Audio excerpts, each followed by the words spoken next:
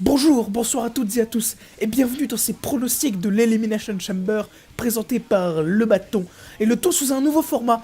Qu'est-ce que c'est que ce nouveau format? Bah tu vas regarder la vidéo et tu vas voir ce que c'est. Je vais pas tout expliquer d'un coup. Flemmard. 205 Live. Les temps sont durs du côté des Cruiserweights depuis le départ de Mustafa Ali et de Hideo Itami. Le champion Buddy Murphy, le fléau, n'arrive plus à trouver d'adversaires à sa taille, et on est obligé de trouver des adversaires, comment dire, de remplacement. C'est un peu triste à dire pour Akira Tozawa qui pourtant est excellent dans le ring. Mais en même temps, est-ce qu'il y a vraiment le choix? D'un côté, on a Kalisto et Lio Rush qui font l'écho à Monday Night Raw. L'un joue de la guitare avec LAS et l'autre montre les fesses de Bobby Lashley. Derrière, le reste du roster de 205 Live n'a malheureusement pas assez de build-up et n'est surtout pas assez montré dans la carte principale. Il y a qu'à voir Jack Gallagher ou encore Dogolag. Et le nouveau venu, Humberto Carrillo, est un nouveau venu. Donc pour l'instant, c'est trop tôt. Donc à la limite, pour lui, il faut attendre WrestleMania, mais pourra pas attendre après quoi, dire avant. C'est un peu triste. Cela n'empêche pas que le face-à-face sera excellent selon moi. Akira Tozawa, comme je l'ai dit plus tôt, d'excellentes performances in-ring, et Buddy Murphy, malgré le fait que son aura champion soit légèrement diminué dû au manque d'adversité, ne déméritera pas non plus je pense. Bon, le match sera dans le kick-off. C'est bête. C'est... Le kick-off on dirait que c'est pour 205 Live à chaque fois. C'est un super showdown, on s'est dit... Ah bah... Il va avoir enfin du spotlight? Mais non. Non, il reste en kick-off, il y a rien à foutre. Ce sera une victoire de Buddy Murphy. Parce que, encore une fois, le problème c'est qu'Akira Tozawa est plus présenté comme un adversaire de passage. Le ring de Buddy Murphy n'est pour l'instant pas mis en danger tant qu'on n'aura pas eu l'après-Fastlane. C'est-à-dire tant que son adversaire WrestleMania ne sera pas choisi. Je pense qu'on peut miser sur un Buddy Murphy champion sans trop se poser de questions. Monday Night Raw. Premier match du Brand Rouge dans notre liste, un match sans disqualification entre Baron Corbin et Braun Strowman. On n'aurait pas pu faire un match pour, je sais pas, le titre US, les titres par équipe d'Euro, même s'ils ont été gagnés cette semaine par The Revival. Je veux dire, bon, c'est évident que Kurt Angle et Drew McIntyre vont intervenir dans le match, ça va être très cool. D'ailleurs, je mets sur une victoire de Braun Strowman. Mais, genre... Et le titre féminin... Bon, le titre féminin SmackDown à la limite, c'est logique, parce qu'il n'y a pas d'adversaire potable, mais... Genre, le titre US... Genre, R-Truth, on l'a pas revu depuis qu'il l'a gagné. Un peu triste. Non, parce que c'est... Je pense que personne ne veut voir ce match. C'est limite, ça remplit la carte, mais pour remplir la carte. Second match de notre liste pour le Brand Rouge, et c'est le match qui oppose Ruby Riott et Ronda Rousey pour le titre féminin d'Euro. Ronda va gagner. Charlotte va certainement intervenir, peut-être même Becky, puisque Charlotte a dit qu'elle serait aux abords du ring pendant le match. Mais Ronda va gagner. Parce que le main event de WrestleMania. Ruby Riott va certainement briller dans ce match, comme le font tous les adversaires de Ronda Rousey. Mais ça va être une victoire de Ronda Rousey. C'est... Y a pas à chercher plus loin, les enfants. Faut arrêter de se faire des faux espoirs. Troisième match du Brand Rouge dans notre liste, et troisième et dernier d'ailleurs, Finn Balor contre Bobby Lashley et Lio Rush dans un handicap match pour le titre intercontinental. Finn Balor gagne s'il vous plaît. Ouais, c'est fou à quel point mes prédictions pour Raw ont l'air molles. Mais c'est parce qu'en ce moment, ça va pas fort du côté du Brand Rouge. C'est-à-dire que pour l'instant, le main event est un peu paralysé parce que Brock Lesnar est pas forcément là et Seth Rollins, il s'est blessé et il est en rétablissement, donc ils veulent pas le faire catcher. Et côté des autres titres, les titres par équipe ont été gagnés la semaine dernière. Le titre féminin est bloqué jusqu'à WrestleMania, parce que les plans, n'est-ce pas, les fameux plans. Et le titre intercontinental, j'adore Bobby Lashley et Lio Rush, ça c'est paradoxal quand même. Ils sont pas spécialement ouf, ils font pas des trucs qui sont bien, même des fois ils font de la merde, mais c'est fou à quel point je les aime bien. Et j'adore Finn Balor. Mais on va miser sur une victoire du monsieur Finn, on va miser sur une victoire parce que déjà le Balor Club, Balor Club. Et puis surtout parce que je vois pas l'intérêt de laisser le titre à Bobby Lashley jusqu'à WrestleMania. Puis à tous les coups, s'ils ont fait ce handicap match, ça veut dire que certainement Finn Balor va faire le pin sur Lio Rush pour protéger Bobby Lashley. Et peut-être qu'en opposant pour WrestleMania, on aura Bobby Lashley, Finn Balor, ou tiens, peut-être Kevin Owens s'il retourne avant WrestleMania. Kevin Owens ou Sami Zayn. Peut-être un adversaire secret, genre quelqu'un qui vient de NXT. Qui sait? On n'est pas à l'abri d'une surprise. Et là le match Elimination Chamber féminin entre les équipes de Raw et de SmackDown pour le titre féminin, le titre par équipe féminin. Alors pourquoi est-ce que je le mets avec Raw? Bah, parce que Sasha Banks et Bayley vont gagner. C'est la Boss You Connection qui va gagner, en fait. Vous voyez une autre team qui est plus over auprès des fans que Sasha Banks et Bayley? Bah non. C'est... Et puis franchement, vous voudriez voir qui d'autre gagner à leur place? Parce que la Riot Squad fait pas grand-chose. Les Iconics non plus.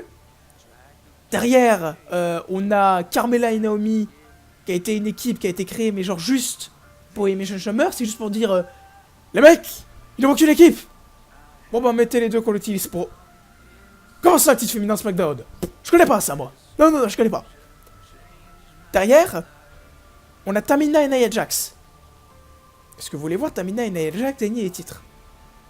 Elles les gagneront à un moment donné, hein, je pense. Mais est-ce que vous avez envie de les voir devenir les premières championnes par équipe? Non. Donc on donne les titres à Sasha Banks et Bayley. Parce qu'elles sont vachement sympas quand même, Sasha Banks et Bayley. SmackDown Live. Premier des deux seuls matchs à représenter Braun Bleu si on ne compte pas Elimination Chamber féminin. Mise au Mac contre The Usos pour les titres par équipe de SmackDown. Ce match a l'air vachement cool. Je suis pas spécialement hypé, j'ai pas spécialement d'attente. Mais je me dis que ça va être un match très cool par équipe. Et que Mise au Mac peut encore me surprendre. Parce que bah... ils ont eu qu'un seul match par équipe au final, qu'un seul vrai match par équipe pour Royal Rumble et j'ai hâte de voir ce qu'ils vont faire ici. De toute façon, le booking ne peut prendre que deux directions. Soit ils gagnent Elimination Chamber contre les Usos. Et donc du coup, c'est sûr à 100%, si ils ont des adversaires à Fastlane, ils conserveront et ils perdront certainement les titres à WrestleMania contre notre équipe. Soit ils perdent les titres maintenant, et on a un programme entre Shane et Miz pour WrestleMania, c'est-à-dire que certainement Shane qui turn heel sur le Miz.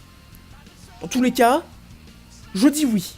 Parce que jusqu'à maintenant, cette storyline a été cool, bah, surtout parce qu'il intègre The Miz, c'est-à-dire que The Miz, lui, a le comment dire, il a le pouvoir, pas le potentiel, mais le pouvoir de transformer la merde en or.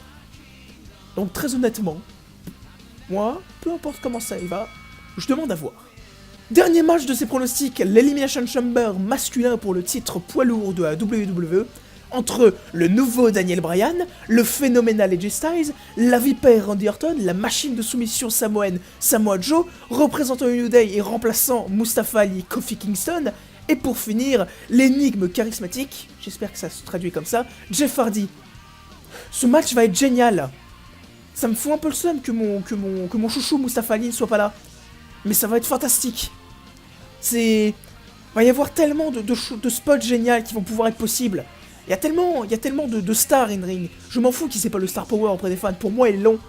Et si je n'étais pas persuadé que Daniel Bryan conserverait jusqu'à WrestleMania, sachant que Mustafa Ali n'est pas présent, et que je doute très fortement qu'il donne le titre à Kofi Kingston à la fin du match, mes chouchous pour ce match seraient Jeff Hardy et Samoa Joe. Surtout parce que j'aimerais voir Jeff Hardy et Samoa Joe du coup en main event. Et parce que j'ai peur que Jeff Hardy lui ne soit perdu dans les abysses de l'oubli après ce match, puisque Samoa Joe lui je ne doute pas qu'il restera en main event. Surtout qu'il y avait des rumeurs comme quoi les matchs de Fastlane auraient été spoil, avec notamment un match entre Daniel Bryan, AJ Styles et Samoa Joe pour le titre de la WWE.